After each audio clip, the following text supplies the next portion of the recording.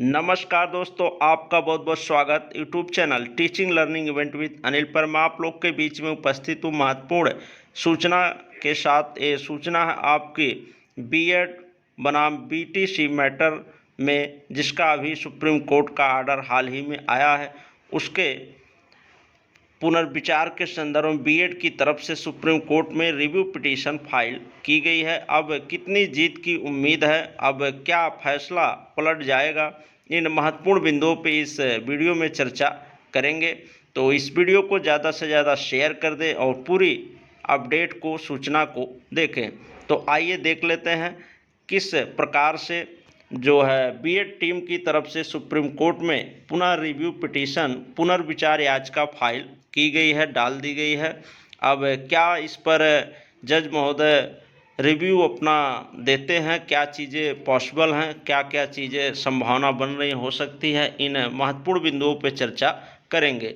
तो आइए देख लेते हैं उस रिव्यू पिटीशन की फाइल की गई याचिका के डायरी नंबर और याचिकाकर्ता के संदर्भ में चीज़ों को। उसके बाद से मैं चीज़ों को बताता हूं कि किस प्रकार से रिव्यू पिटीशन पर विचार हो सकता है, या जीत की उम्मीद है, या फैसला पलट जाएगा। यह है आपकी फाइल की गई याचिका, डायरी नंबर आपका Devesh Sharma vs Union of India के तरफ से। यहाँ पर देवेश शर्मा के तरफ से, जो कि बीएड के तरफ से वो केस को लड़ रहे थे, उनके तरफ से यहाँ पर आप देख सकते हैं रिव्यू पिटीशन फाइल कर दी गई है। ये है आपका डायरी नंबर 38315।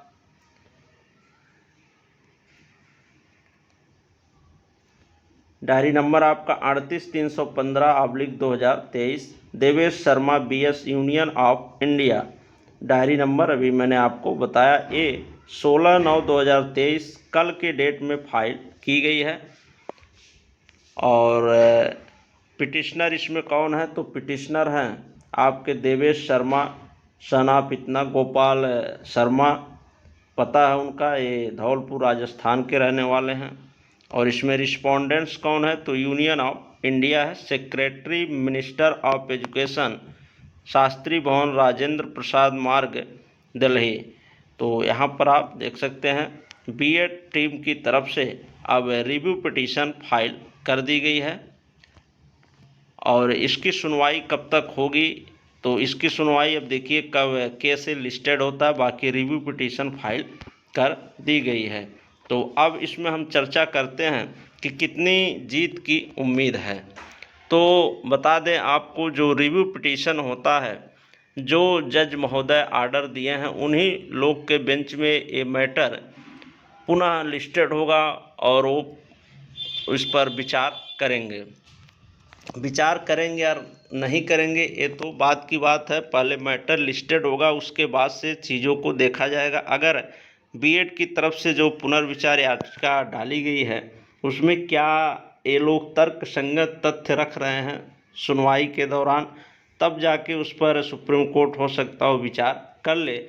लेकिन पुनर्विचार याचिका में 99.9% जो है ये डिसमिस हो जाती है याचिका, इस पर विचार नहीं किया जाता है उतना, अपने वो मैटर को नहीं बदलते हैं। जो भी फैसला जज महोदय दिए हैं सुप्रीम कोर्ट का, उसको बदल पाना अब मुश्किल। और उन्हीं के बेंच में मैटर लगेगा, तो क्या वो अपने फैसले को ऐसे अचानक रिव्यू कर देंगे, उसको बदल देंगे? तो ऐसा बहुत कम चांस है कि इस पर कुछ फैसला बदल जाए, चीज़ें अपोजिट हो जाए, क्योंकि उन्होंने इतने सुनवाई के उपरांत सिंगल डबल बेंच और उसके बाद से सुप्रीम कोर्ट, फिर इतने दिन तक रिजर्व रखा मामले को, फिर एक बहुत ही आर्डर, महत्वपूर्ण आर्डर दिया, जो कि निर्धारित करता है कि प्राथमिक में कौन वैलिड रहेगा, प्राथमिक शिक्षक के लिए कौन वैध है, कौन नहीं है। वो चीज़ों को, जो पॉइंट उन्होंने आर्डर में स्पष्ट किया है, वो बहुत ही नपे तुले शब्दों के साथ और आर्टिकल के साथ और सब चीज़ों के साथ जिस प्रकार से उन्होंने दिया है, उसकी काट बीएड की तरफ से दे पाना मुश्किल है, क्योंकि उसको डिफेंड करना, उस आर्डर को, बहुत कठिनाई है। क्योंकि उन्होंने जो बात उसमें कही है बहुत ही तर्कसंगत तथ्यों के साथ उन्होंने अपना आर्डर, अंतिम आर्डर जो है सुप्रीम कोर्ट सुनाया है। तो उसमें बहुत कम चांसेज हैं कि कुछ परिवर्तित हों चीज़ें।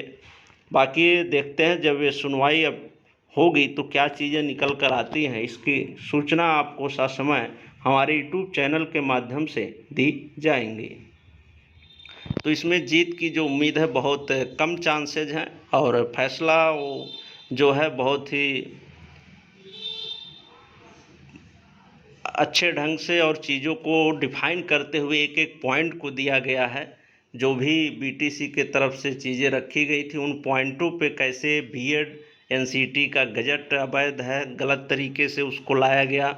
और आपने एनसीटी के बीच में बयानों को देखा, एनसीटी खुद एक आती है कि मैं राजनीतिक दबाव में चीज़ों को आकर के की थी, उस समय बीएड को मैं शामिल कर ली थी, किसी विधेयक के अंतर्गत इसको पारित भी नहीं किया गया।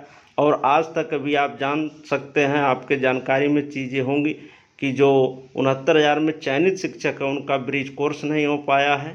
तो आप किस तर्क पे आप वहाँ पर रिव्यू की बात कर रहे हैं और अपने चीज़ों को आप रखेंगे कि वो जज साहब जो अपने उस महत्वपूर्ण और इतने बड़े फैसले को ऐसे रिव्यू कर दें और बदल दें।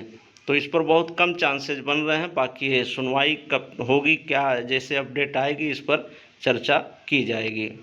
ठीक, धन्यवाद। वीडियो को लाइक, शेयर और चैनल को सब्सक्राइब कर लें ऐसे ही महत्वपूर्ण शिक्षा विभाग से जुड़ी खबरों को प्राप्त करने के लिए। ठीक, धन्यवाद।